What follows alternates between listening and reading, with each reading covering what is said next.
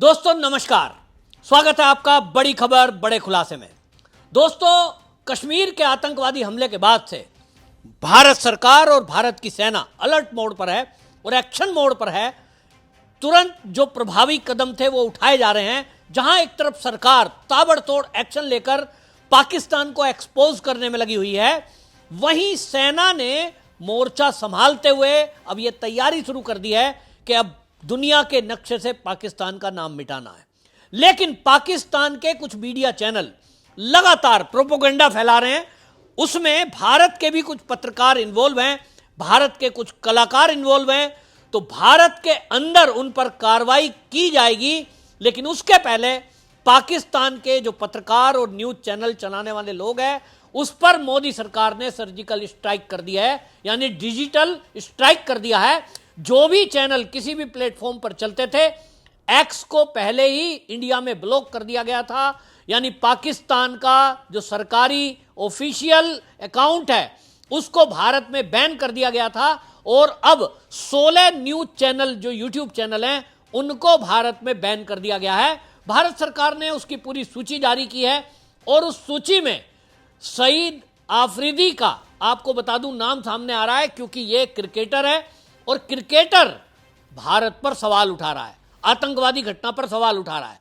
तो इनको platform provide करा रहे थे ऐसे चैनल, और इसीलिए इन चैनलों को बैन करना जरूरी था क्योंकि ये झूठ फैलाते थे।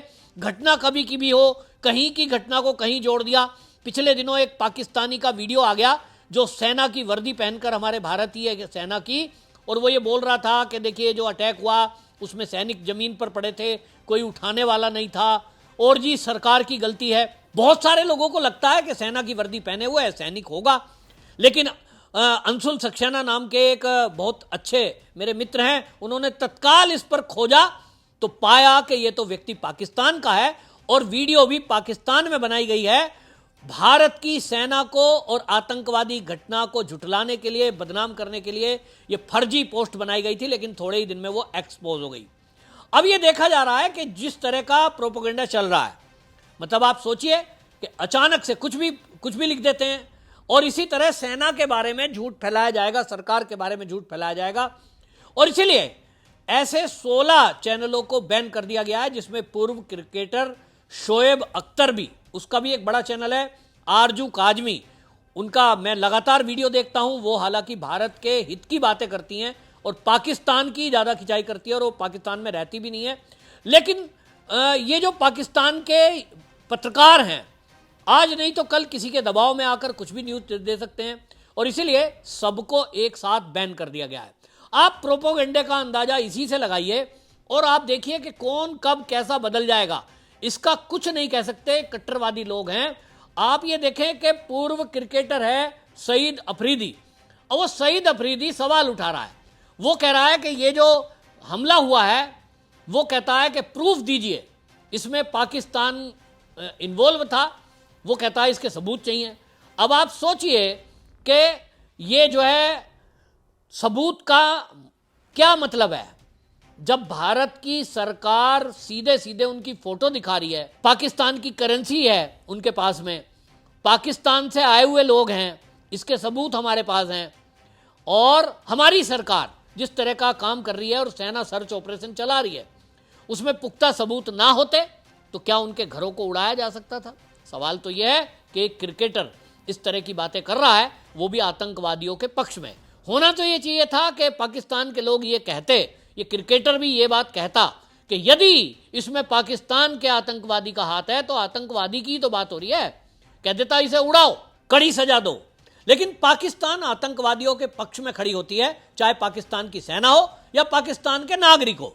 आम नागरिकों से ये उम्मीद नहीं की जाती, लेकिन बोलता कोई नहीं है। पाकिस्तान में रहकर इस तरह की भाषा कोई बोल नहीं सकता। लोग कहते हैं साहब या तो वहां जेल में डाल दिए जाएंगे या तो मार दिए जाएंगे। लेकिन क्रिकेटर इस तरह की भाषा बोले, ये समझ से परे है। इनको मैच खेलना है भारत के साथ, संबंध रखने हैं भारत के साथ, और इस तरह का सवाल उठाकर आतंकवादियों का साथ देना है। ये सोच बताता है कि पाकिस्तान के कलाकार हों, चाहे पत्रकार हों और चाहे खिलाड़ी हों, सबकी सोच एक है कि वो आतंकवादियों की भाषा बोलते हैं। अब जिस तरह से भारत में ये बैन कर दिए गए हैं चैनल, इनको लेकर के अब पूरी हड़बड़ाहट है, क्योंकि इनकी इनकम कहां से होती थी। कई ऐसे चैनल हैं जो भारत में सामग्री प्रस्तुत करते थे और उसी से उनकी रोजी रोटी चल रही थी, लाखों रुपए कमा रहे थे। लेकिन अब जब बैन कर दिए गए हैं तो अब हड़बड़ा गए हैं कि अब क्या करें और कैसे करें। तो ये जो लिस्ट है पूरी, इसमें आपको बता दूं कि बड़ी संख्या में जो चैनल बंद किए गए हैं वो हैं जिनके सब्सक्राइबर भी काफी हैं। इसमें 16 यूट्यूब चैनल ऐसे हैं जिसमें आपको बताएं कि डॉन, समा टीवी, ARY न्यूज, बोल न्यूज, रफ्तार TV, the Pakistan reference, Jio news, समा स्पोर्ट्स, उजैर क्रिकेट, ये कुछ प्रमुख हैं जो ये यूट्यूब बंद किए गए हैं। इसका कारण यही है कि इन यूट्यूब चैनलों का सहारा क्रिकेटर के माध्यम से या आम पब्लिक की बाइट लेकर के और उल्टी सीधी बकवास करना कि साहब हम तो जो है पत्थर बांध के कूद जाएंगे, हमारी सेना तो ऐसी तैयारी कर रही है, वैसी तैयारी कर रही है। और कहीं ना कहीं एक प्रोपेगेंडा फैलाने के लिए होता ही है कि देखिए दोनों तरफ एक ही धर्म के लोग मानने वाले काफ़ी संख्या में हैं। आप देखिए कैब ड्राइवर है, वो कैब ड्राइवर की एक वीडियो डाली गई है और सारे हैंडलों से उस को डाला जा रहा है कि साहब भारत के अंदर दिल्ली में एक यूनिवर्सिटी की किसी महिला टीचर ने कैब बुक की, लेकिन मुसलमान नाम देख करके वो कैब कैंसिल कर दी और उस वीडियो को प्रसारित किया जा रहा है ताकि इस देश के अंदर वैमनस्य फैले, हिंदू मुस्लिम और ज्यादा फैले। और सवाल ये उठता है कि इस कैब ड्राइवर को कैसे पता लगा कि वो प्रोफेसर है, कौन सी यूनिवर्सिटी में पढ़ाती है। इसका मतलब तो पहले से रेकी की गई है, पहले से तैयारी की गई है और उस महिला टीचर की अब जान को खतरे में डाल दिया गया है। हमने देखा है नूपुर शर्मा के साथ किस तरह से किया गया था कि जब उसकी वीडियो को कट करके और जुबेर ने प्रसारित किया था, उसके बाद उसकी जान को बन गई। ठीक इसी तरह देश के अंदर अब इस तरह से वीडियो बना करके डाली जा रही हैं और उसके जो वीडियोज हैं उसको मैं देखता हूं जाकिर अली त्यागी कोई हैंडल है और ऐसे कई एक्सपर्ट हैंडल हैं, लगातार उसको जुबेर का पूरा गैंग है जो उन वीडियो को प्रसारित करता है और उससे ये दिखाने की कोशिश की जा रही है कि भारत के अंदर मुसलमान के ऊपर अत्याचार हो रहा है। कहीं ना कहीं माहौल खराब करने की बात की जा रही है और इस तरह से माहौल खराब करके वो देश के अंदर ऐसे समय में जब नाजुक दौर में भारत है, दोनों देश की सेनाएं आमने सामने हैं, भारत की सेना पूरी तैयारी कर रही है कि पाकिस्तान को किस तरह से कड़ा सबक सिखाया जाए।